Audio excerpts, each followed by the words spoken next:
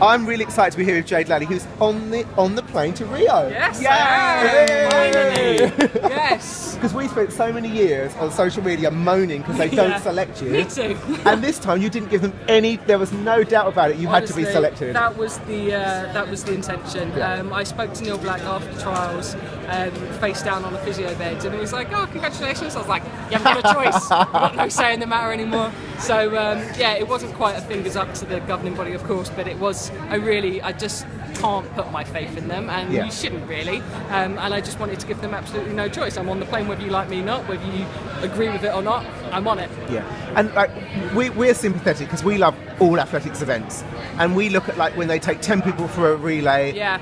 Which probably that's debatable, and then they don't choose you. And we say, for some of these events, we need people on that plane. We need people competing to encourage people to do it, to take up that event. I agree. I was speaking to someone at breakfast this morning, and I don't see where the next generation are coming from because they've got no one to look up to.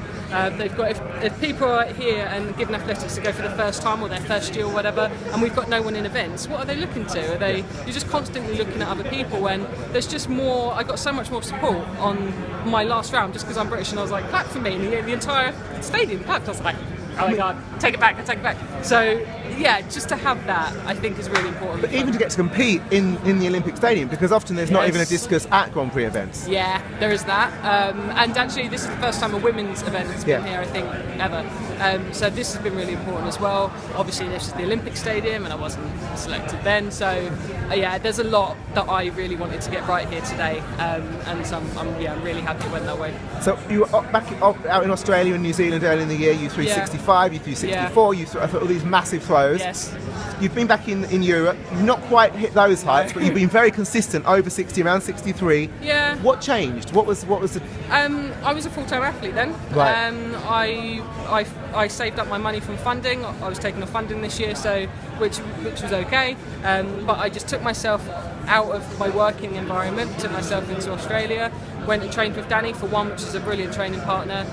The environment is better. I don't have any distractions of work and clients. When I'm at home, I've got work and I've got clients and I've got other things that I have to manage. So it's just harder generally. So you've got some time off work now because you're going to Rio. I do. So we're going to expect those same kind of distances again.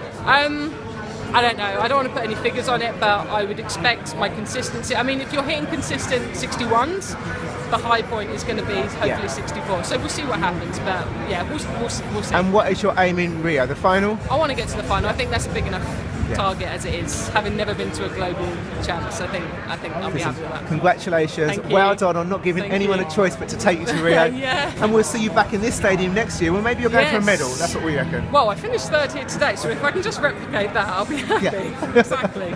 Congratulations. Thanks very much. Thanks,